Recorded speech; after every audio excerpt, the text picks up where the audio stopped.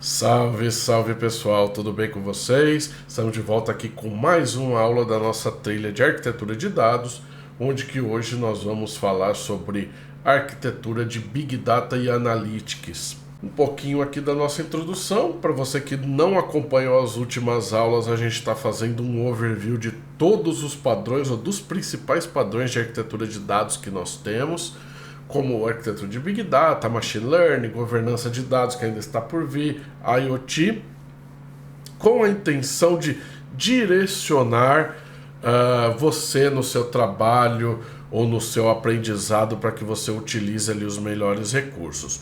Eu utilizo o padrão Microsoft, eu sou especialista em Microsoft, mas se você quiser utilizar com GCP, com AWS, esta base serve para você, substituindo ali os principais componentes, as peculiaridades que cada um tem, tá legal?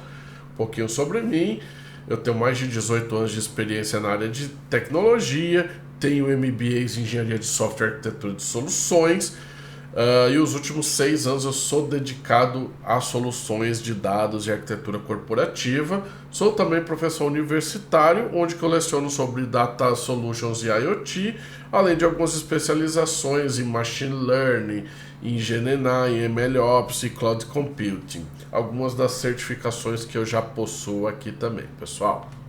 Como eu falei, nós já passamos por um leque de certificações de arquiteturas, e hoje a gente vai falar da arquitetura Big Data Analytics. Nós já passamos por Lambda, Kappa, Data Warehouse, Data Lake, e agora a gente vai fazer um consolidado com Data Analytics, onde que é ali a utilização de vários pedaços das arquiteturas anteriores que nós já passamos, tá? Então, falando um pouquinho sobre Big Data Analytics Architecture, ela é focada para grandes volumes de dados e para escalabilidade, para tornar mais eficiente o processamento de dados e a distribuição desses dados. Quais são os principais casos de uso dele? Análise de dados de cliente, por exemplo, análise de comportamento, BI em tempo real e relatórios. Exemplo disso foi o relatório ontem, para quem acompanhou ali a apuração da eleição, viu em tempo real, ou para você que se for ver esse vídeo um pouco mais na frente, pesquise um pouco sobre as últimas apurações e verifique que em tempo real eles mostram ali com dados recebidos, por exemplo, do Tribunal Superior Eleitoral, e transmitem esses dados na tela, onde que eles vão fazendo comparações e análises para verificar os resultados ali que estão sendo distribuídos no momento que eles são processados. Enxergando um pouco mais perto como ela funciona, nós distribuímos ela em alguns padrões, né? Aqui é um padrão onde que a gente utiliza streaming e processamento de dados, né? Então nós temos aqui dados de algumas outras jornadas de IoT, passando por injeções com IoT Hubs ou processamento por um Event Hub. Aí nós depositamos esses dados num Data Lake Storage. Esse dado também pode ser processado em tempo real com Stream Analytics. Aqui a gente está usando muito soluções voltadas do Azure Synapse Analytics, mas esse cara pode ser substituído aqui nessa fase de ingestão por um Data Factory, por um Databricks também. Eu recomendo, eu gosto do Data Factory porque você trabalha melhor as orquestrações e você tem um custo um pouco mais reduzido. Então, dados relacionais, semi-estruturados, não estruturados, passam por essa jornada, por estes pipelines. Aqui nós temos uma camada de governança realizada pelo Azure Purview, e nós temos as aplicações de plataforma, com dados de ID, com gerenciamento de custo, com o Key Vault ali para segurança, com o Azure Monitor também para monitorar os processamentos, entre outras ferramentas aqui dentro da plataforma, GitHub, etc. Depois nós vamos para uma camada dentro do nosso Analytics que faz a pode fazer um trabalho de Cognitive Service ou um trabalho de Machine Learning, onde que esses dados são enriquecidos e depois devolvidos ali para um Data Lake Storage. Eles também podem ser trabalhados com Databricks nessa camada aqui. E temos aqui uma camada de processamento que está sendo sugerido com Azure Synapse Analytics, fazendo ali exploração de dados, fazendo ali um Data Lake House, fazendo também ali análise ali em tempo real e fazendo um processamento serverless de alguns dados ali de outros serviços. E nós passamos para a camada de visualização, onde que podemos colocar num Power BI ou servir esse dado, né? Então a camada de Data Visi Server aqui, que você pode ter uma camada de Data Driven para um Azure Cosmos, onde você vai fornecer dados para aplicações. Você também pode ter aqui dados de um Cognitive Service que também devolve ali para aplicações inteligentes. E você pode ter um Data Share ali com dados seguros ali tratados, onde que eles vão ser distribuídos para datasets ali, onde que esse consumo vai poder ser feito por diversas análises e unidades de negócio. Legal, pessoal? Principais componentes. Nós temos aqui na Data Ingestion, Data Factory, Databricks, o Event Hub para fazer ingestão de dados, para fazer o repouso, aí, o armazenamento dos dados. Podemos usar o Synapse Analytics e o Data Lake Storage. Para visualização, o Power BI é uma das principais ferramentas, e para processamento podemos utilizar o HD Insights ou o Azure Databricks. Então, entrando aqui nos Data Sources, nós temos as principais fontes de dados que alimentam o sistema Big Data, que podem incluir dados transacionais de sistemas, sensores IoT, logs de aplicativos, web scraping de redes sociais, arquivos de áudio, vídeo, etc. E os principais componentes seriam para databases operacionais: Azure SQL, SQL Server, Postgre, MySQL, etc. Nós temos também os dados externos, que podem ser CSVs, APIs, TXTs. Nós temos os IoT Devices ali, que podem ser sensores que enviam esses dados para um Azure IoT Hub. E nós temos também aplicações web ou mobile que geram ali logs ou eventos de usuário. Para a ingestão dos dados ou para capturar esses dados, nós temos um leque ali de opções de acordo com a necessidade, de acordo com a plataforma que cada um utiliza na sua empresa, começando pelo Data Factory, que faz a integração e permite ali a criação de pipelines. Nós temos o Databricks, que também faz essa análise colaborativa e pode ser usado para fazer os ETLs.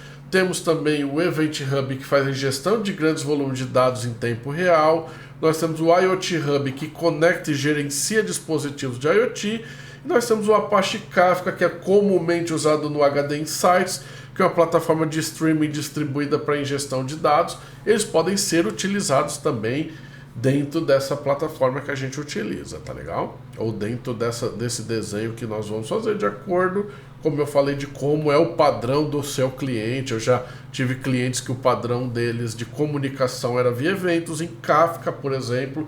Então, todo o processamento era via eventos e tudo passava pelo Kafka dentro da plataforma Microsoft, onde que nós utilizávamos o ADF e o Databricks para fazer a orquestração e o processamento dos dados.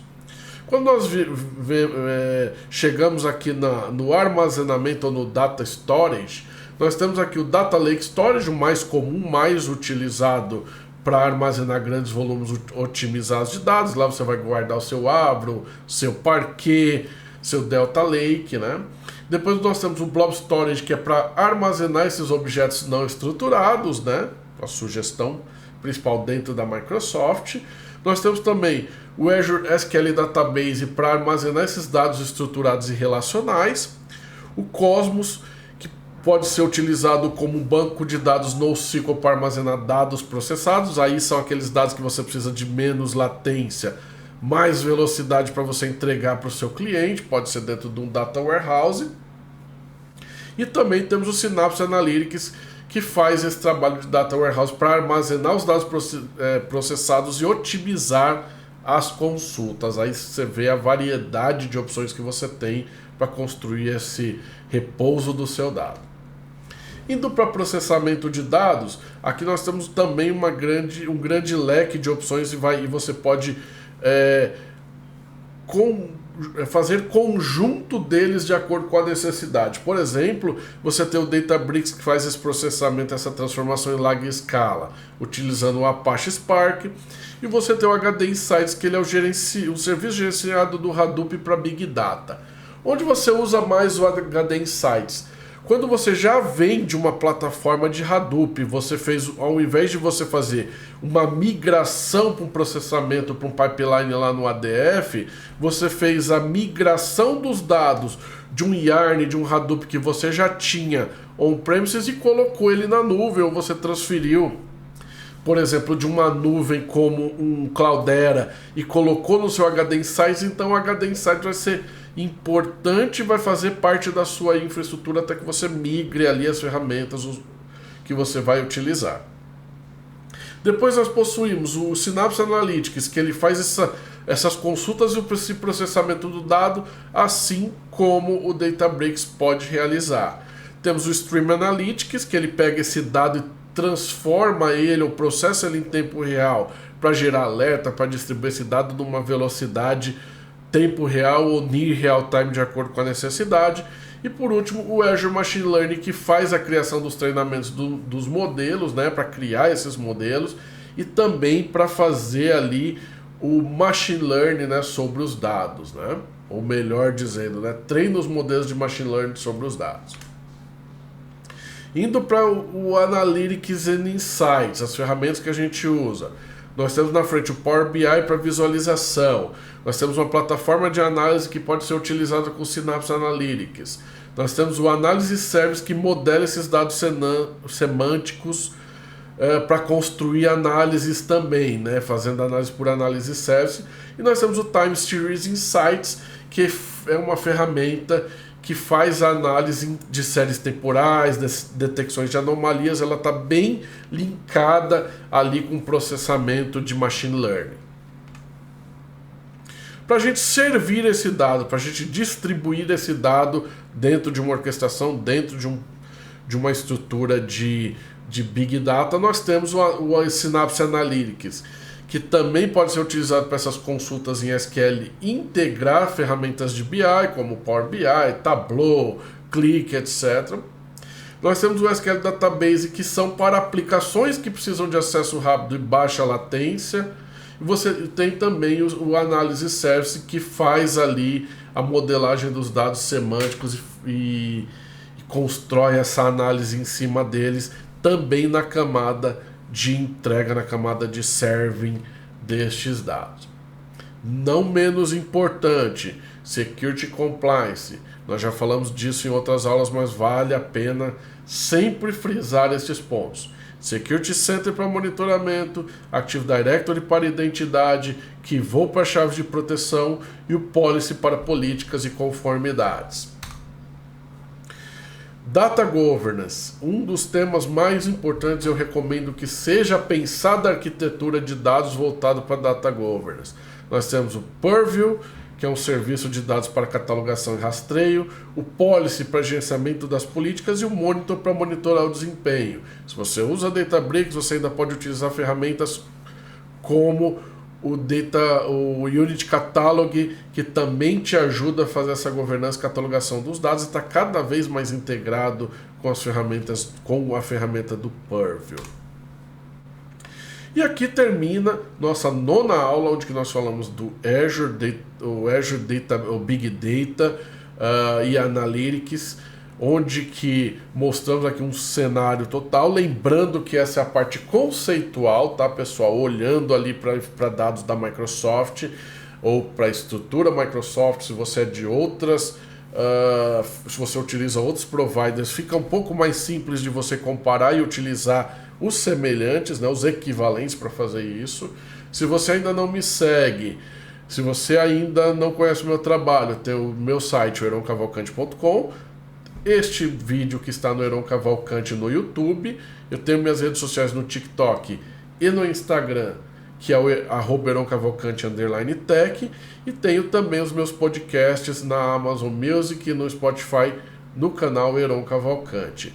Peço o seu like, compartilhe, se tiver dúvidas pode me perguntar e leve essa informação, leve esse conhecimento a mais pessoas ali. Vamos construir uma comunidade forte e que a gente possa aí transformar grandes valores, ajudar outras pessoas a conquistar também o seu espaço nessa carreira e nessa jornada aí que muitos estão buscando profissionais e a gente não tem pessoas qualificadas no mercado. Um forte abraço e até a próxima.